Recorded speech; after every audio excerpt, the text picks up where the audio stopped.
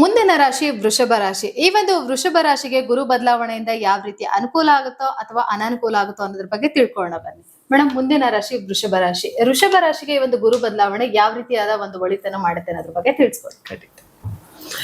ನೋಡಿ, ವೃಷಭ ರಾಶಿಯವರಿಗೆ ಎಲ್ಲ ವಾಹಿನಿ ಚಲನಗಳಲ್ಲಿ ಹೇಳೋದು ಒಂದೇನೆ, ಏನಂತ ಅಂದ್ರೆ ಸಖತ್ತಾಗಿದೆ 11ನೇ ಮನೆ ಶನಿ ಅಂತ. ವೃಷಭ ರಾಶಿಯವರಿಗೆ 11th ಹೌಸ್ ಶನಿ ಸೂಪರ್ ಅಂತಾನೆ ಹೇಳ್ತಾರೆ. ಖಂಡಿತ. ಯಾಕೆಂದ್ರೆ 10ನೇ ಮನೆ ಅಧಿಪತಿ 11ರಲ್ಲಿದ್ದಾನೆ, ಸುಖ ಕೊಡ್ಲೇಬೇಕಲ್ವಾ, ಲಾಭ ಕೊಡ್ಲೇಬೇಕಲ್ಲ, ಆದ್ರೆ ಯಾಕೆ ಕೊಡ್ತಾ ಇಲ್ಲ ಅನ್ನೋದು ವೃಷಭ ರಾಶಿಯವರಿಗೆ ಕೆಲವರು ಕ್ವಶನ್ ಇದ್ದೇ ಇರ್ತದೆ. ಖಂಡಿತ. ಹಾಗಾಗಿ ವೃಷಭ ರಾಶಿಯವರಿಗೆ ಈ ಒಂದು ಅಡೆತಡೆಗಳು ತುಂಬಾ ಇತ್ತು. ಯಾಕೆಂದ್ರೆ ಕೇತು ಯಾವಾಗ್ಲೂ ಹೇಳ್ತೀನಿ ಕಟ್ಟಿಂಗ್ ಪರ್ಸನ್ ಅವನು ಅಂತ. ಹೌದು.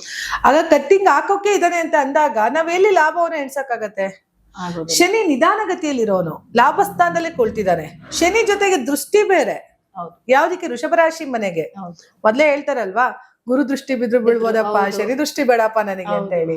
ಅಂತಹ ಶನಿಯ ದೃಷ್ಟಿ ವೃಷಭ ರಾಶಿಯ ಮೇಲೆ ಇರೋದ್ರಿಂದ ಏನು ಕೆಲಸ ಮಾಡಕ್ ಹೊರಟ್ರು ಕೂಡ ನಿಧಾನ.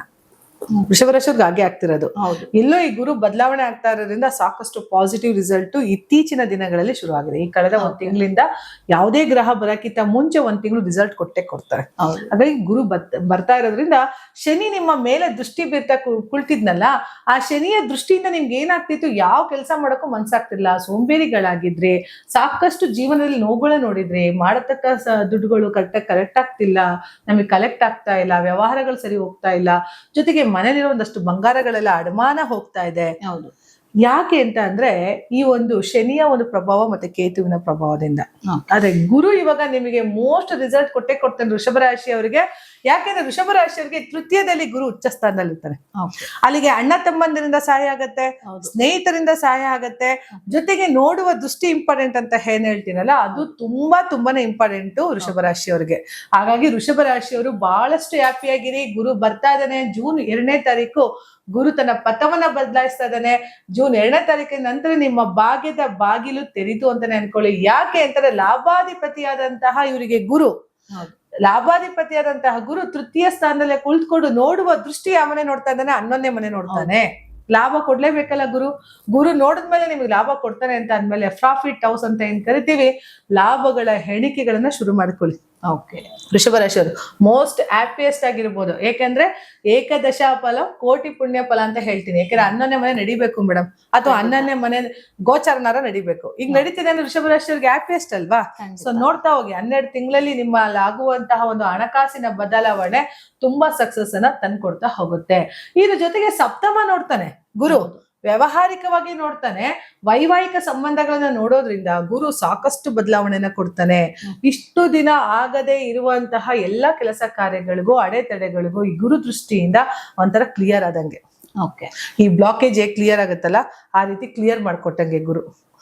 ಈ ಒಂದು ಶನಿ ಕತ್ತಲೆ ಮನೇಲಿ ಇದ್ದಾಗ ಶನಿ ನಿಧಾನ ಪ್ರಗತಿ ಅಂತ ಹೇಳ್ತೀವಿ. ಗುರು ಫಾಸ್ಟೆಸ್ಟ್ ಮೋಸ್ಟ್ ರಿಸಲ್ಟ್ ಕೊಡ್ತಾ ಹೋಗ್ತಾರೆ. ಒಂದು ಕತ್ತಲೆ ಮನೇಲಿ ಇದೀವಿ ಅಂತಂದಾಗ ಒಂದು ಬೆಳಕಿಟ್ಟಾಗ, ಒಂದು ಅಣತೆ ಇಟ್ಟಾಗ ಎಷ್ಟು ಚೆನ್ನಾಗಿ ಪ್ರಕಾಶವನ್ನಾಗಿರುತ್ತಲ್ಲ, ಅಂತಹ ಗುರುವಿನ ದೃಷ್ಟಿ ಕತ್ತಲೆ ಮನೆಯಲ್ಲಿ ಇದ್ದಂತಹ ವೃಷಭ ರಾಶಿಯವರಿಗೆ ಗುರುವಿನ ದೃಷ್ಟಿ ಬೀಳ್ತಾ ಇರೋದ್ರಿಂದ is A most positive result ವೃಷಭ ರಾಶಿಯವರಿಗೆ. ತುಂಬಾ ಚೆನ್ನಾಗಿರ್ತೀರಾ, ಡೋಂಟ್ ವರಿ. ಯಾಕಂದ್ರೆ 11th ಹೌಸ್ ನೋಡ್ತಾ ಇದ್ದಾನೆ, 7th ಹೌಸ್ ನೋಡ್ತಾ ಇದ್ದಾನೆ, ಪ್ರಾಫಿಟ್ ಹೌಸ್ ಮತ್ತೆ ಸಪ್ತಮ ಮತ್ತೆ ವೈವಾಹಿಕ ಸಂಬಂಧಪಟ್ಟಂತೆ, ಜೊತೆಗೆ 9ನೇ ಮನೆ ನೋಡ್ತಿದ್ದಾನೆ, ಭಾಗ್ಯದ ಮನೆ.